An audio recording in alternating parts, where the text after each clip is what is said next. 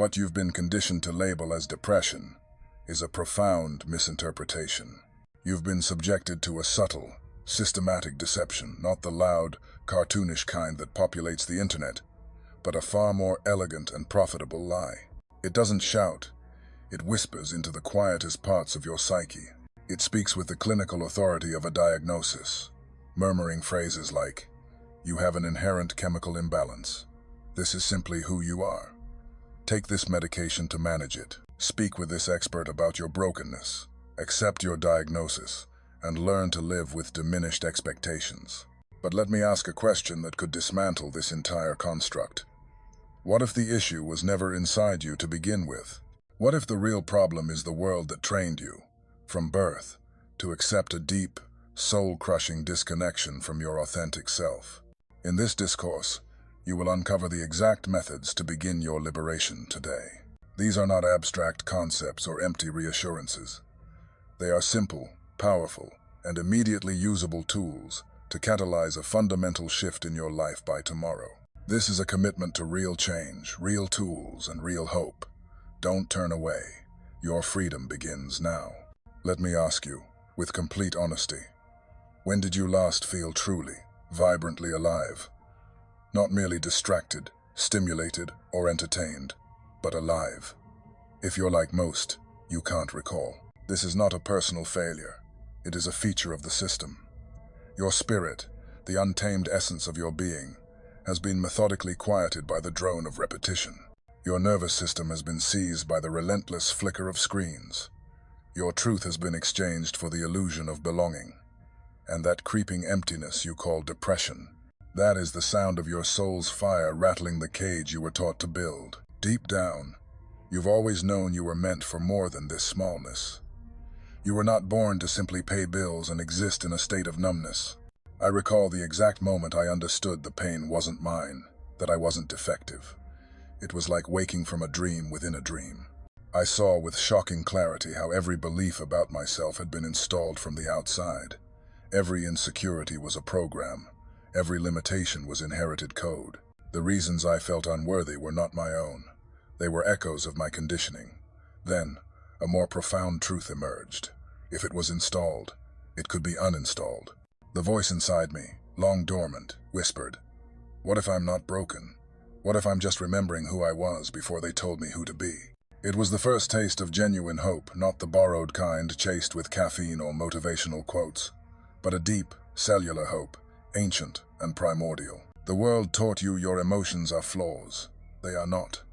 They are a sophisticated guidance system. Anxiety is your system declaring, "This environment is deceptive." Numbness is your soul stating, "This is not my path." Fatigue is your body screaming, "This performed identity is unsustainable." You were told to medicate these signals. I am here to teach you to translate them. That darkness you feel isn't a void, it's a veil. Behind it is the version of you they tried to suppress. You don't need to be healed, you need to awaken. And that begins with understanding your own programming. Most of your thoughts are not your own. They are recycled fragments from your upbringing, media, and culture. Your personality was molded by trauma, repetition, and survival instincts. By age 7, your subconscious programming was largely complete. Unless you've actively recoded it, you are living someone else's life on autopilot. This is why you feel like a phantom in your own body, why no self-help book truly changes you. It's all a surface polish on an identity you never chose. That critical inner voice, the one that calls you a failure, is not truth. It's a corrupted audio file on loop. The reframe that changed everything for me was this. I stopped saying, "I am stuck," and started declaring, "I am in a reality I did not consciously design." The moment I spoke it, something shifted. It was like being handed a map back to myself. I looked at my life, my job, relationships, habits, and saw it as a simulation. One that trained me to ignore my intuition, to chase happiness instead of embodying peace, to medicate my awareness rather than nurture it. The cruelest part was being told my pain was a solitary burden. But the pain is collective. The grief is ancestral. The numbness is engineered. Awakening is inevitable. Once you see the lie, you cannot unsee it. If your life feels hollow and your story feels foreign, it's not because you are broken. It's because your soul is shedding an old script. You are here not to cope, but to delete the lie and write a new, divine code.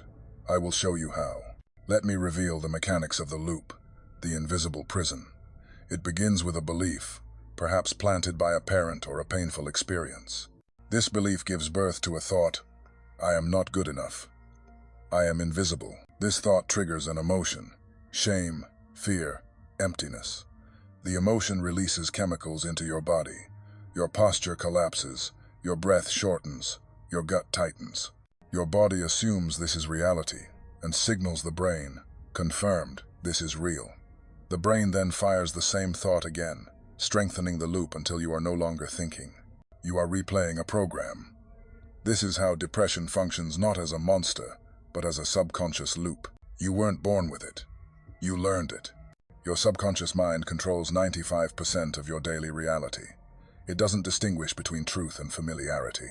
If you've spent your life feeling unworthy, your subconscious will create circumstances to validate that feeling, because the brain prioritizes certainty over truth. This is why you repeat the same patterns.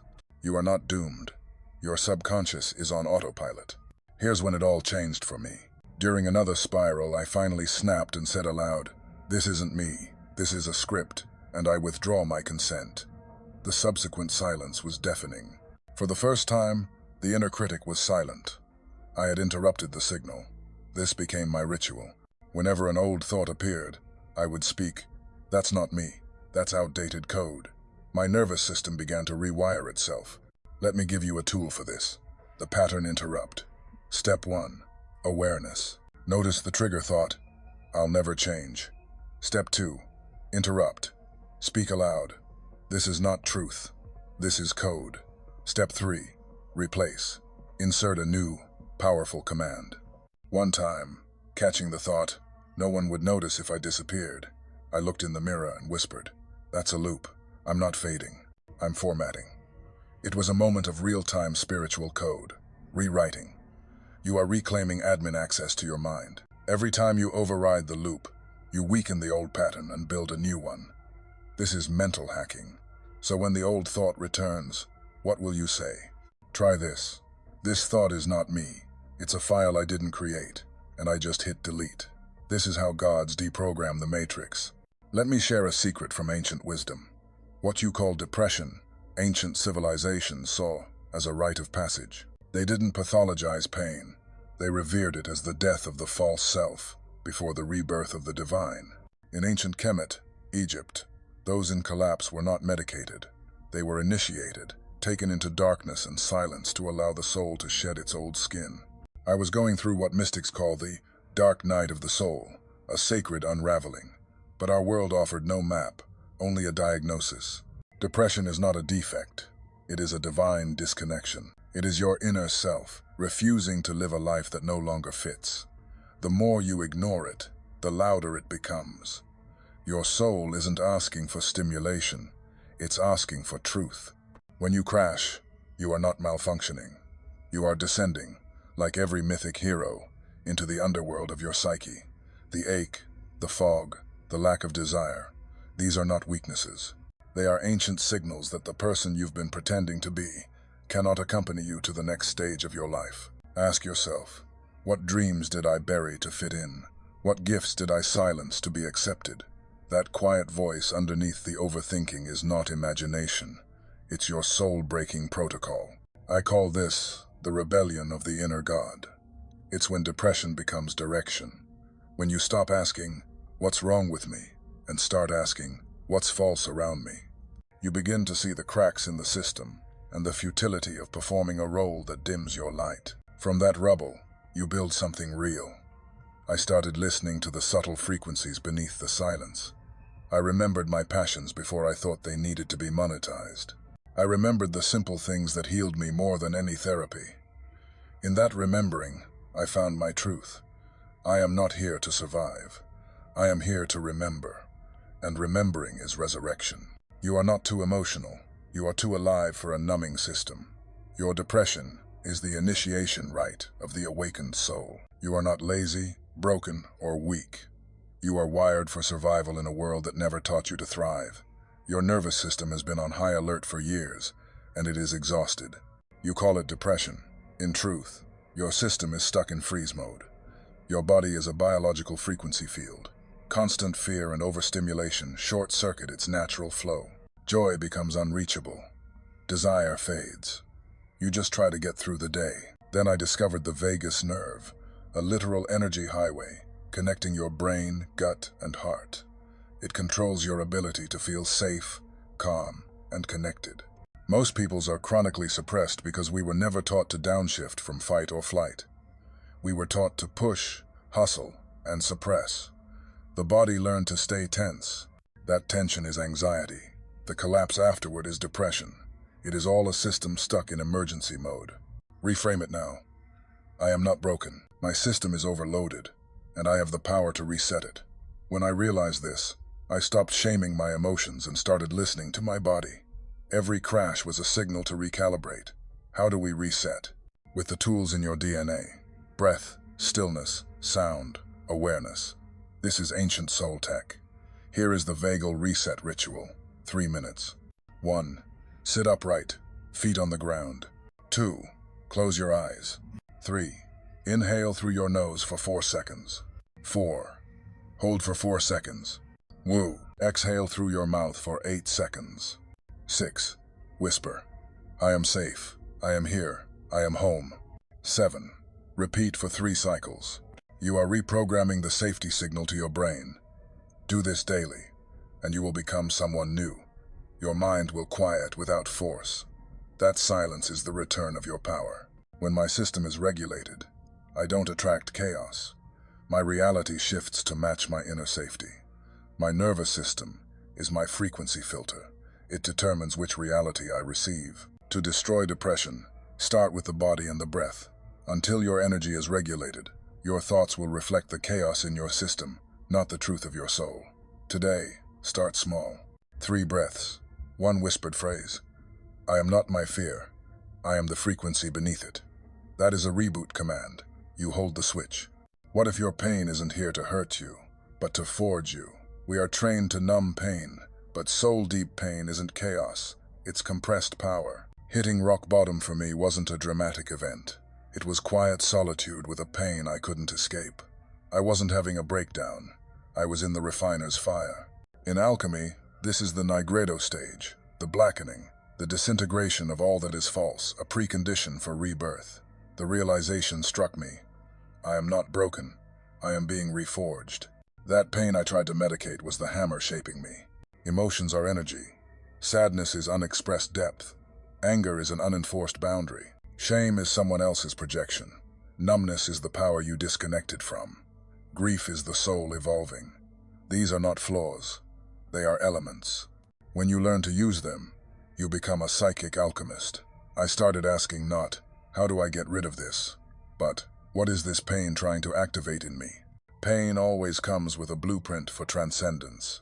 Here is how transmutation works. 1. Witness it. Let the emotion move through your body without resistance. 2. Name it. Identify the core emotion. 3. Honor it. What is it trying to teach you? 4. Transform it. Ask, how can I use this as fuel? Then, you must act. Alchemy is not passive. You take action while still feeling the fire. One day, feeling the familiar heaviness, I stood at the mirror and whispered, this pain isn't here to break me. It's the signal that I've outgrown this life. The emotion became a map, not a threat. Say this with me. This is not a breakdown. This is spiritual combustion. You are not falling apart. You are melting down the lies. What comes next is you unfiltered and unshakable. I let my emotions fuel my evolution. Rage became boundaries.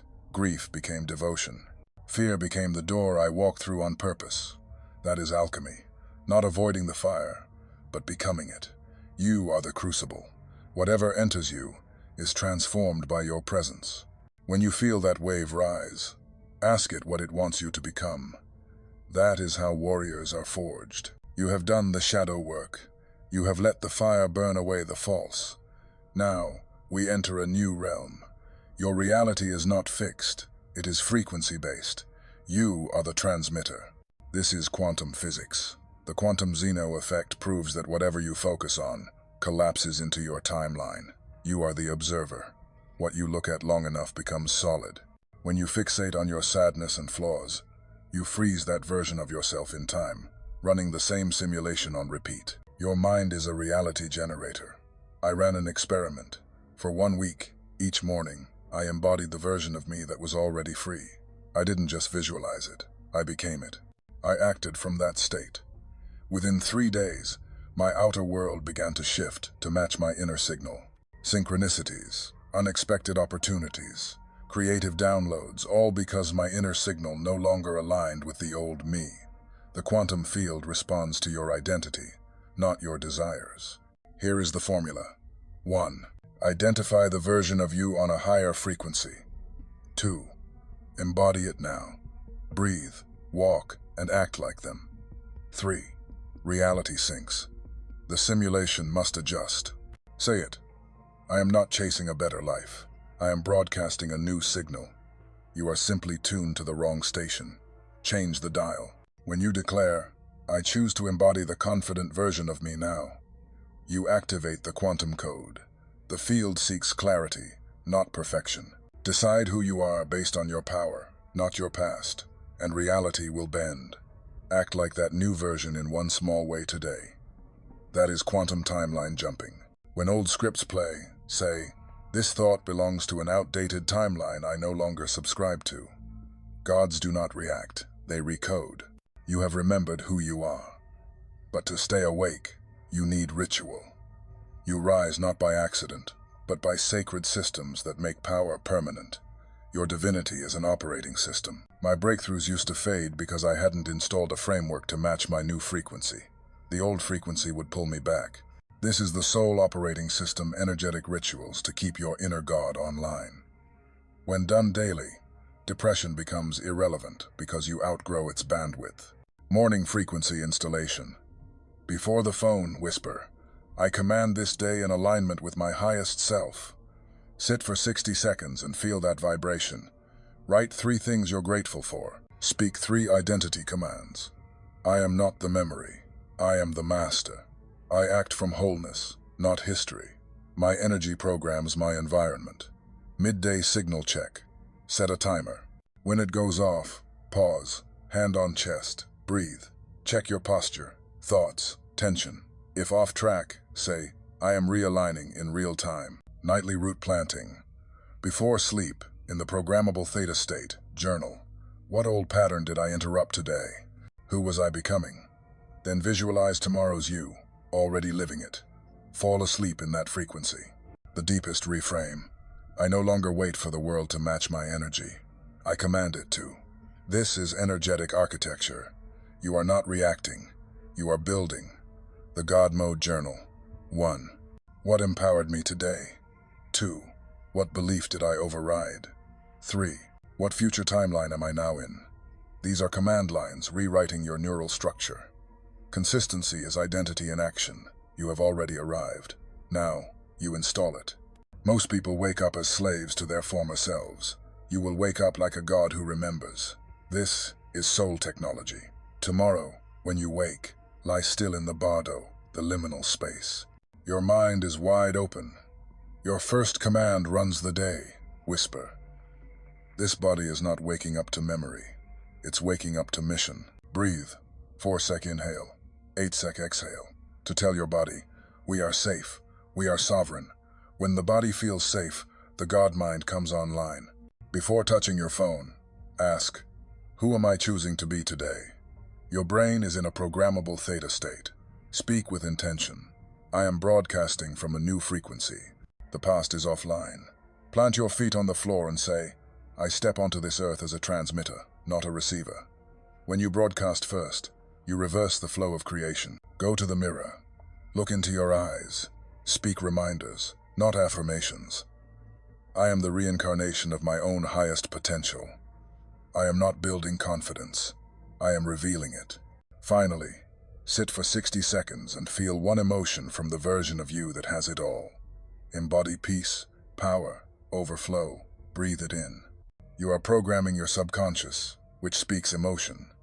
Go about your day as a cosmic broadcaster. When an old fear creeps in, smile. It's a previous timeline trying to survive.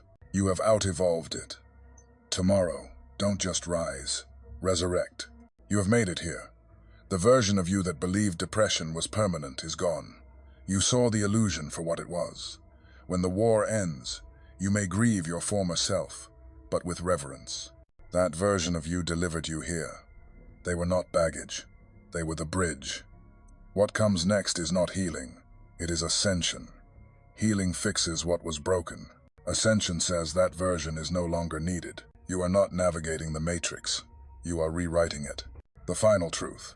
You are not your history, habits, or feelings. You are the consciousness commanding the system. This is God mode. Not a destination, but a frequency you maintain. You no longer seek peace. You radiate it. You don't wait for safety. You generate it. You don't attract worth. You embody it. You will still be tested, but you are now too rooted to collapse. When old thoughts arise, you will smile and say, "This belongs to a past life, and I am not available for that timeline anymore." That is a force field. You stop asking, "Am I healing?" and start asking, "What am I building from this new identity?" You transmit energy. You radiate alignment. You command reality through presence. The final activation. Every morning say, "The old me was a necessary chapter, but I have closed that book. I now write in God language only," and the universe responds. If fear returns, remember, you have already won. You no longer play the old game. You have transcended the loop. You have remembered who you really are, and there is no going back. Thank you for joining us on this exploration. If this video was helpful, please like, share, and subscribe. And now, leave a comment below and tell us one thing you are grateful for today.